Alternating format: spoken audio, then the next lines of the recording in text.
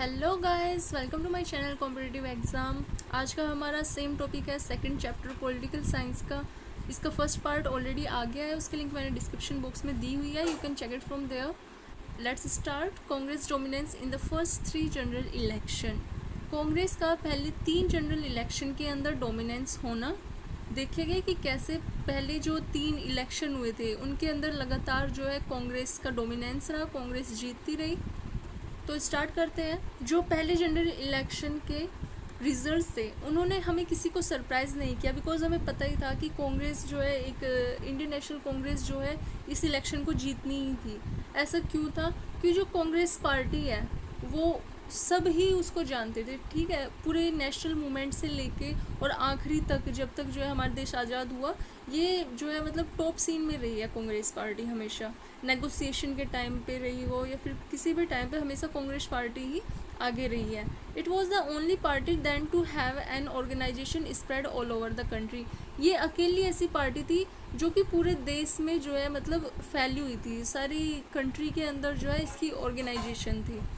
और फाइनली जो जवाहरलाल नेहरू जी थे वो पार्टी के बहुत ही पॉपुलर और करिश्मेटिक लीडर थे, ठीक है। मतलब कि इतने ज़्यादा पॉपुलर लीडर थे और इतने ज़्यादा मतलब उनकी पर्सनैलिटी करिश्मेटिक थी, इतने ज़्यादा इन्फ्लुएंसिंग लीडर हुए थे, तो डेफिनेटली कांग्रेस जीतनी ही थी। उन्होंने सारे जवाहरलाल नेहरू जी ने सारे कांग्रेस के कैंपेन किए, ठीक है। थ्रू आउट द कंट्री उन्होंने टूर किया और फाइनल रिजल्ट जब डिक्लेयर हुए तो जो विक्ट्री थी वो किसकी हुई थी? कांग्रेस की हुई थी। पार्टी ने इलेक्शन के अंदर 364 सीट को जीता 489 सीट में से। टोटल लोकसभा की सीट कितनी थी? 489, और उनमें से 364 पर कौन थी? कांग्रेस पार्टी। और उन्होंने जो है सारे आगे जितने भी चैलेंज आने वाले थे वे ख़त्म ही कर दिए थे। कोई सामने फिर अपोजिशन पार्टी रही नहीं थी जब उन्होंने इतनी ज़्यादा जो है सीट्स पे विजयी हासिल की। तो अब जो कम्युनिस्ट पार्टी थी इंडिया की, ठीक है, वो नेक्स्ट आगे थी। इसके बाद में अगर कांग्रेस के बाद में किसी ने ज़्यादा सीट जीती थी तो कौन थी? Communist party. कम्युनिस्ट पार्टी ने 16 सीट्स जीती थी इसमें से। और जो स्टेट इलेक्शंस हैं वे भी लोकसभा इलेक्शन के साथ ही कराए गए थे, और कांग्रेस ने स्टेट इलेक्शंस में भी बाजी मार ली थी। स्टेट इलेक्शन में भी कौन? कांग्रेस ही आगे रही थी। कांग्रेस ने जो है एक बहुत ही अच्छी जो है मेजोरिटी से सीट्स हासिल की। सिर्फ मतलब कुछ जगह थी, जैसे कि केरला के अंदर त्रावणकोर कोचीन हो गया था, ठीक है, ये केरला का पार्ट है, तो यहाँ पे जो है कांग्रेस नहीं जीत पाई थी। मद्रास हो गया, उड़ीसा हो गया, इन जगहों पे बाकी हर जगह क्या था? कांग्रेस ने जीत हासिल कर ली थी। फाइनली क्या हुआ? इन स्टेट्स के अंदर कांग्रेस की गवर्नमेंट बन गई। तो अब जो पार्टी थी वो रूल कर रही थी पूरी कंट्री के ऊपर, ठीक है। नेशनल नहीं, सिर्फ नेशनल पे तो कर ही रही थी, साथ में स्टेट लेवल पे भी क्या कर रही थी? कांग्रेस पार्टी ने ही अपनी गवर्नमेंट बनाई थी। और जैसा कि एक्सपेक्ट किया गया था, जैसे कि अंदाज़ा लगाया गया था कि जो जवाहरलाल नेहरू है वही क्या बनेंगे? प्राइम मिनिस्टर बनेंगे पहले जनरल इलेक्शन के अंदर। चलिए तो एक मैप देखते हैं, ठीक है। एक मैप दिया हुआ है इसके अंदर, तो उस मैप को देखते हैं। ये देखिए जो मैप है 1952 के इलेक्शन का है, ठीक है। तो यहाँ पे येलो पार्ट में देखो, जितना भी ये येलो पार्ट है यहाँ पे सारी जगह कांग्रेस का राज था। ये सारी स्टेट्स जितनी भी हैं सब जगह कांग्रेस की ही गवर्नमेंट थी, सब जगह कांग्रेस की ही गवर्नमेंट थी, जितना भी येलो पार्ट है। ये जो रेड पार्ट है केरला के अंदर, लेट्स सी हियर, यहाँ पे किसकी पार्टी थी? Democratic left front, okay. Next आ जाता है जम्मू कश्मीर। यहाँ पे नेशनल कॉन्फ्रेंस की गवर्नमेंट थी, ठीक है, एनसी। जहाँ पे हमने देखा कि ज़्यादातर स्टेट्स के अंदर कांग्रेस की ही गवर्नमेंट है। तो जब सेकंड और थर्ड जनरल इलेक्शन हुए, सेकंड इलेक्शन कब हुए? 1956 में, और थर्ड जनरल इलेक्शन कब हुए? 1962 के अंदर, ठीक है। तो तब जो कांग्रेस थी उसने अपनी पोजीशन सेम बना के रखी, ठीक है। तीनों इलेक्शन के अंदर कांग्रेस ही जीतती रही। लोकसभा के अंदर जो है थर्ड फोर्थ सीट जो है जीतती रही हमेशा कांग्रेस, और कोई भी अपोजिशन जो पार्टीज थी वे इवन 1/10 भी नहीं जीत पा रही थी लोकसभा के सीट्स का। 1/10 सीट भी कोई जो है हासिल नहीं कर पा रही थी। स्टेट असेंबली इलेक्शन जब हुए सेकंड और थर्ड बार, तो कांग्रेस जो है इतनी ज़्यादा मेजोरिटी नहीं बना पाई कुछ केसेस के अंदर। बाकी तो था सब जगह ही थी, लेकिन जो कुछ केसेस थे जैसे कि केरला का केस हो गया था 1957 में, वहाँ पे जो कांग्रेस है वो गवर्नमेंट नहीं बना पाई थी।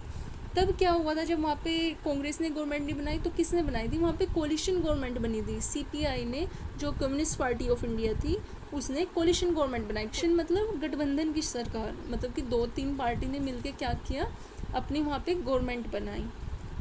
अब इस एक्सेप्शन के अलावा बाकी सारी जगह कांग्रेस का ही जो है, मतलब क्या था, कांग्रेस की ही गवर्नमेंट थी, नेशनल लेवल पे भी और स्टेट लेवल पे भी। और जो कांग्रेस की विक्ट्री थी वो इस लेवल पे थी,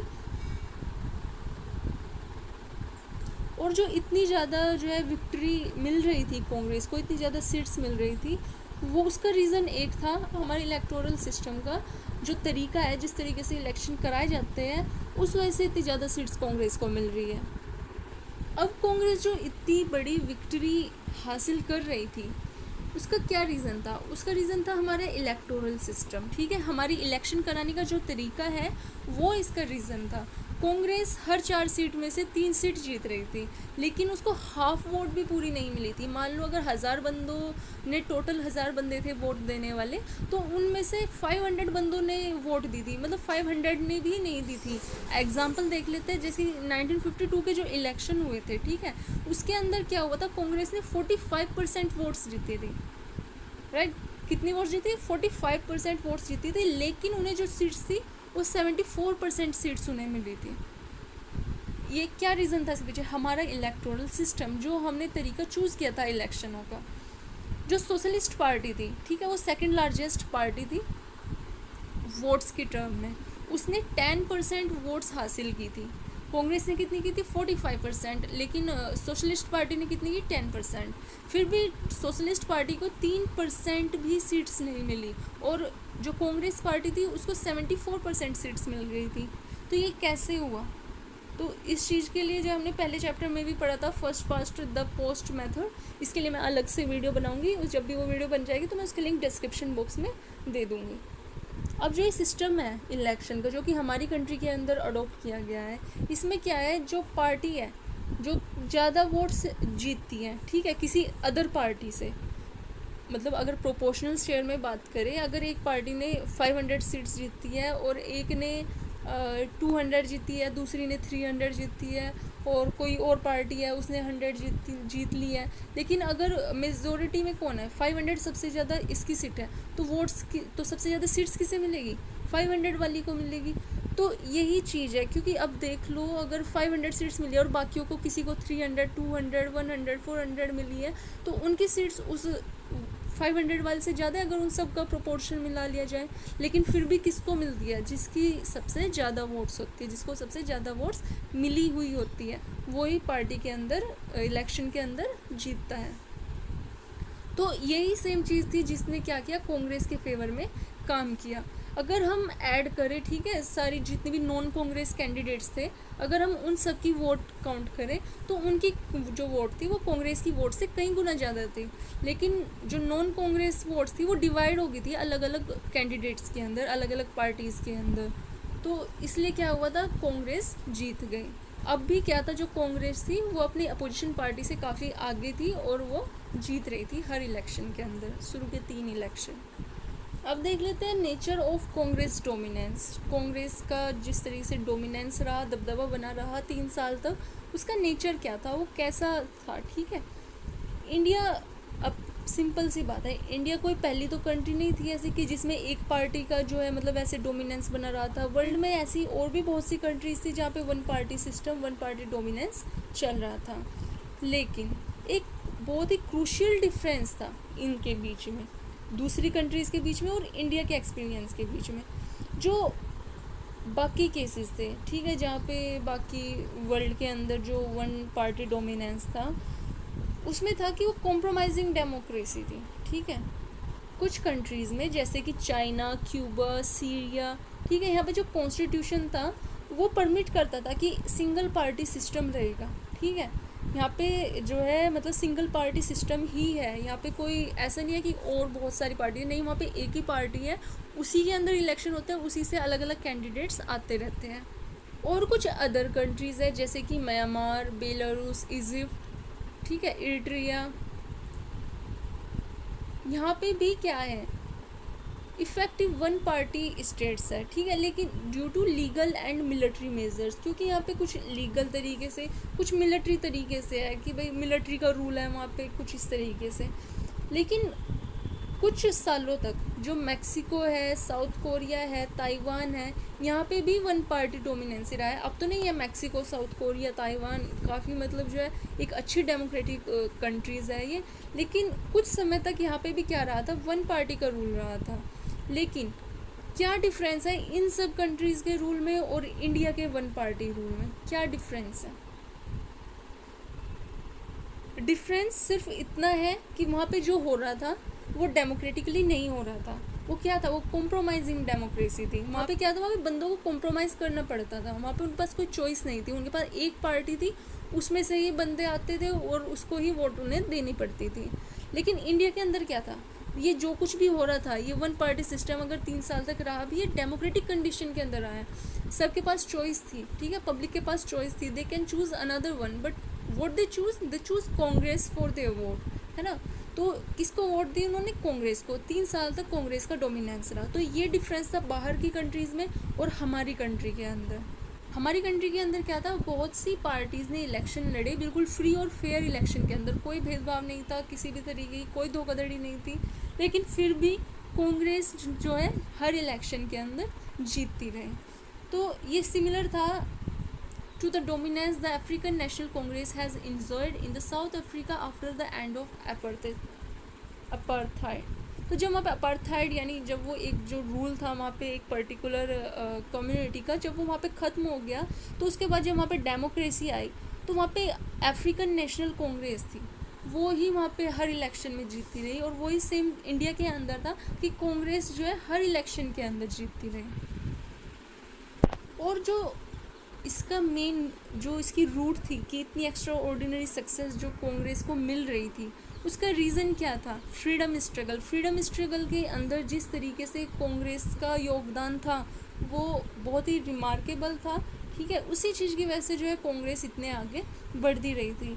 इवन तो गांधी जी ने कहा भी था कि आप लोगों को जो है अपनी पार्टी का, जब देश आज़ाद हो गया है तो अब आपको अपनी पार्टी का नाम चेंज कर लेना चाहिए, क्योंकि अब कांग्रेस है, क्योंकि Congress through out the struggle जो है साथ रही है कंट्री के, हर उसमें जो है नेगोशिएशंस में आगे रही है। तो ये तो पहले से दबदबा बना हुआ है, तो अभी अपनी पार्टी का नाम चेंज करो और एक दूसरे तरीके से चलो। लेकिन उन्होंने किया नहीं था, चलो जो भी था। लेकिन कांग्रेस जो थी वो नेशनल मूवमेंट इनहेरिटर थी, ठीक है, बताया मैंने जैसे इतना कुछ किया उन्होंने, तो वो क्या थी, नेशनल मूवमेंट इनहेरिटर थी। बहुत से जो लीडर थे वो स्ट्रगल के फोर फ्रंट पे रहे थे, आगे खड़े रहे थे, और अब वही जो कैंडिडेट्स हैं वे कांग्रेस के लिए इलेक्शन लड़ रहे थे। तो जो कांग्रेस है was already a very well organised party, तो पहले से ही क्या थी, बहुत ही अच्छे तरीके से ऑर्गेनाइज्ड पार्टी थी। पार्टीज़ फिर आई टाइम के साथ साथ उन्होंने स्ट्रेटजी बनानी शुरू करी, लेकिन कांग्रेस जो थी पहले से ही अपने कैंपेन उन्होंने स्टार्ट कर दिए थे। उनके जो नई पार्टीज आई थी उन्हें तो तब अपनी स्ट्रेटजी बनानी पड़ी, लेकिन कांग्रेस तो बहुत पुरानी पार्टी थी, तो वो पहले से ही एक जो है अपना कैंपेन स्टार्ट कर चुकी थी फ्रीडम स्ट्रगल से। इनफैक्ट जो बहुत सी पार्टीज़ थी, ठीक है, वे इंडिपेंडेंस के आसपास ही बनी थी या फिर उसके बाद बनी थी, तो इसलिए उन्हें ना तो ज़्यादा एक्सपीरियंस था या फिर कह सकते हैं ना उनका इतना ज़्यादा कैंपेन हो पाया था कि उन्हें पूरे जो है इंडिया के अंदर सब जानते हो। लेकिन कांग्रेस को सब जानते थे। इंडिपेंडेंस के टाइम पे पार्टी मतलब लेंथ, कंट्री की पूरी लेंथ ब्रेथ में फैल चुकी थी, हर जगह, हर नक्शे के अंदर ऑर्गेनाइजेशन नेटवर्क, लोकल लेवल पर, नेशनल लेवल पर, सब जगह किसके थे, कांग्रेस के थे। कांग्रेस ऑलरेडी जो है अपनी रूट जमा चुकी थी इंडिपेंडेंस आने तक। मोस्ट इम्पोर्टेंटली ये रहा कि कांग्रेस जो है नेशनल मूवमेंट के अंदर इतने अच्छे तरीके से इन्वॉल्व रही, ठीक है, उसका जो नेचर था वो ऑल इंक्लूसिव रहा, हर जगह जो है मतलब कांग्रेस थी। तो ये फैक्टर्स थे कुछ जिसने जो है कांग्रेस के डोमिनेंस को बना के रखा, कांग्रेस पार्टी के डोमिनेंस को। थैंक यू गाइज, आज के लिए इतना ही। गाइज नेक्स्ट पार्ट इस वीडियो का बाद में आएगा, ठीक है। अगर आपको मेरी वीडियो अच्छी लगी हो तो लाइक करें, शेयर करें और कमेंट करके बताएं कोई क्वेरीज अगर आपकी हो।